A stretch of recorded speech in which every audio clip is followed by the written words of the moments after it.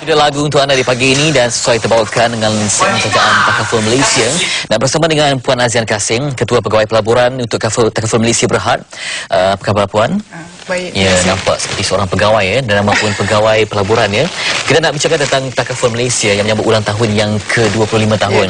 Satu tempoh yang begitu matang sekali, usia 25 tahun ini. Dan pastinya ada perubahan yang akan dilakukan, mungkin dari segi peningkatan kualiti kepada pelanggan-pelanggan. 25 tahun ini mungkin kita melihat perkembangan sepanjang 25 tahun Takaful Malaysia. Okey, kalau kita lihat ya, Takaful Malaysia adalah Takaful yang pertama di sini, dan kami sebenarnya kalau kita tengok, kita pelupur lah untuk industri ini ya.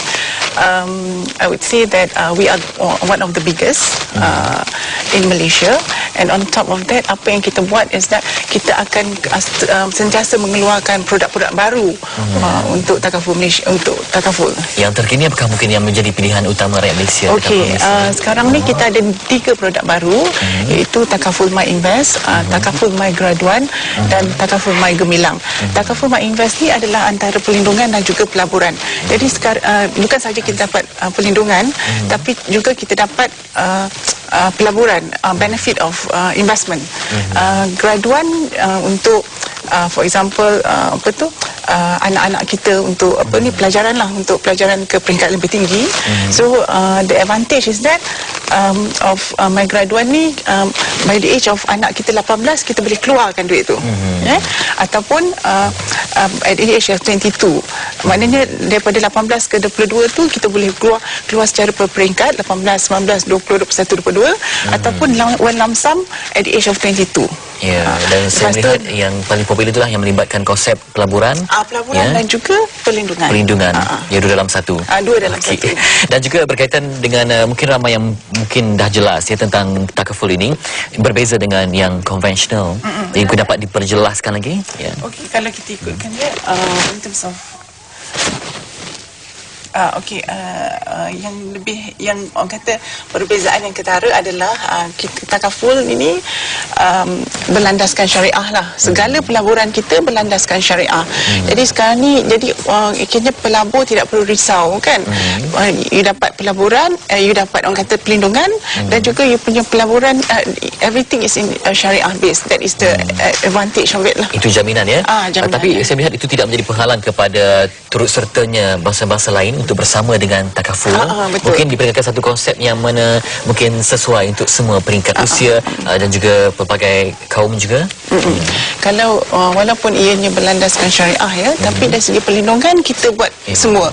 Macam-macam produk kita ada, daripada kesihatan, kata pelaburan kan, dan juga macam harta benda, life, everything lah is actually in Takaful Malaysia. So basically it does not just concentrate on just the Muslim kan, ataupun orang-orang Islam, tetapi kepada semua, merangkumi semua.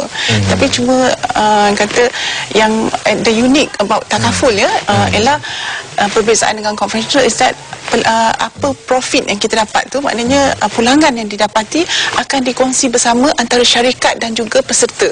Yang konvensional tak ada.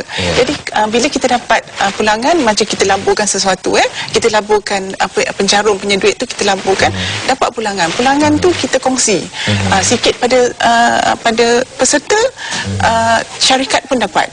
Ya. Itu dalam tempoh 25 tahun pastinya mungkin apakah yang menjamin kesetiaan pengguna-pengguna tetap yang mungkin bersama Takaful sebegitu lama?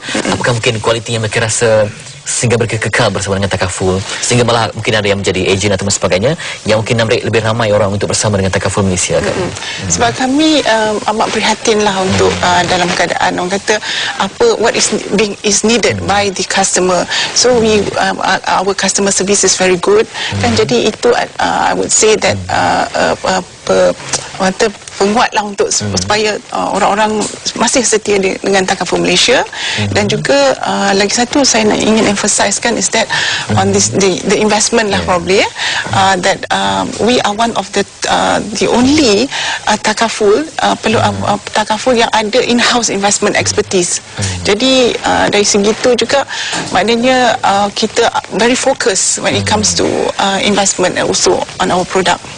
Di samping dengan pelaburan yang semakin sukses, jadi kita juga melihat mungkin kesedaran masyarakat tentang insurans itu mungkin agak mungkin di tahap mana itu sederhana ataupun makin lagi kurang, perlu ada satu penerangan yang lebih khusus untuk mereka?